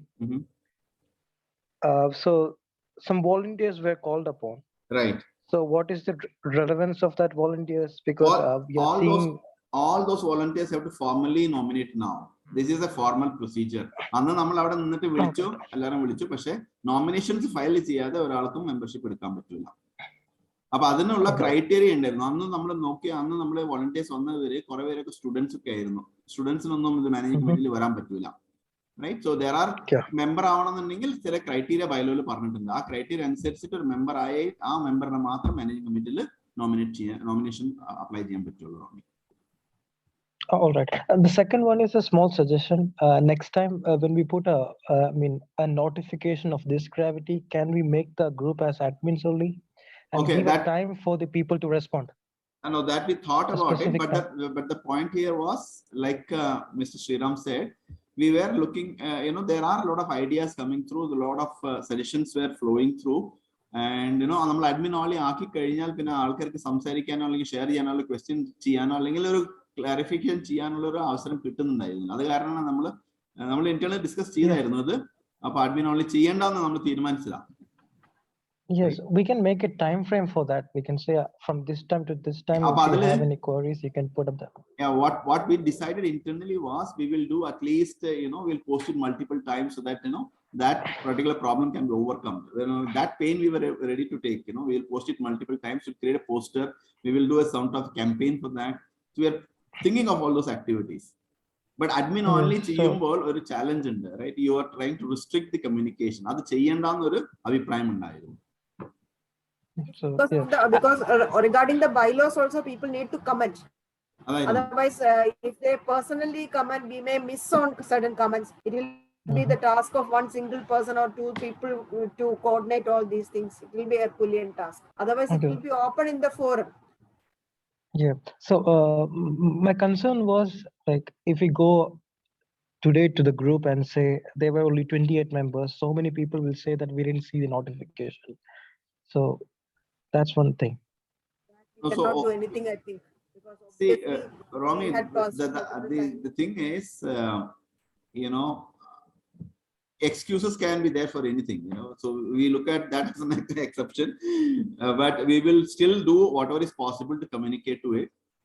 We will try to look at if possibility is there for us to send emails to all of them. We will do that as well. We will do Mails will work. Yeah, mails. Yeah. God only knows the mails also doesn't work on me. So I have experience of those. You know, if you send by email, they'll say put it in WhatsApp. If you put in WhatsApp, they'll say put it in email. So it's a both ways. But we will try both. So no problems there. But we will run the campaign, right? So that there is awareness, that there is participation. Okay, great. Thank you. Thanks for the suggestion. Yes, please. Sir, നമ്മുടെ ഗ്രൂപ്പിൽ തന്നെ കുറെ പേർക്ക്, അതായത് നമ്മുടെ ആക്റ്റീവായിട്ട് കുറെ പേർക്ക് ഈ കോർ കമ്മിറ്റിയിൽ കുറെ ഡൗട്ട്സും കാര്യങ്ങളുണ്ട്.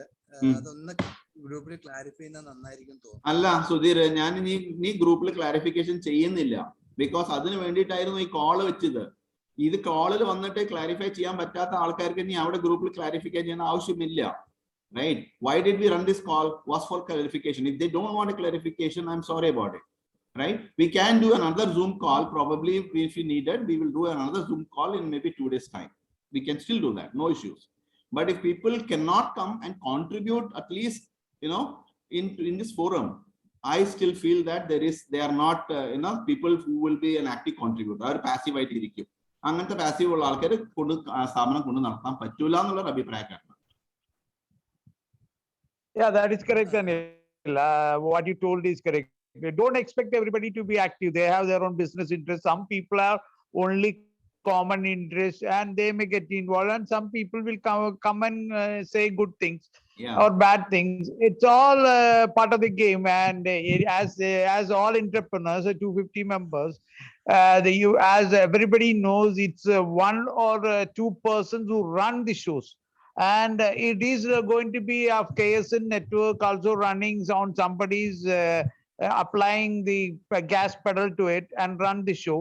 But positive discussions and other things has to happen. And any of this forum was open. Anil, could you tell how many of the core committee members are still in the group? How many are disappearing?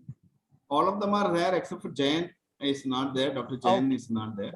That is at least good. Right. Okay. Great. No, so the point was always there for everything and every meeting.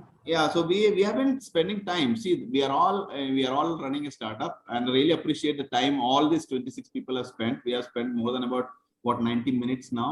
Thank you very much. Really appreciate that. If we are taking a pain, probably the rest of the people also who are interested should take some pain. Any other suggestions? If not, we will conclude. And I have recorded this. Probably I'll put it on a link somewhere in our drive, and people can listen to it if they are really interested to know what happened over this call. And that's the reason we recorded this particular session. Right? Yeah. So Ajin, if you can just conclude. Right? Yeah, sure. Thank you so much, people. We had a great discussion, and I think based on that, we can revisit ByeLaw. And if some corrections are needed, we can also make it right. So yeah, thanks for everyone's time, and let's see how we go forward. Thank you so much. Thank you very much. Good night. Thank you all. Good night. Bye-bye. Bye. Good night. Bye. Great day.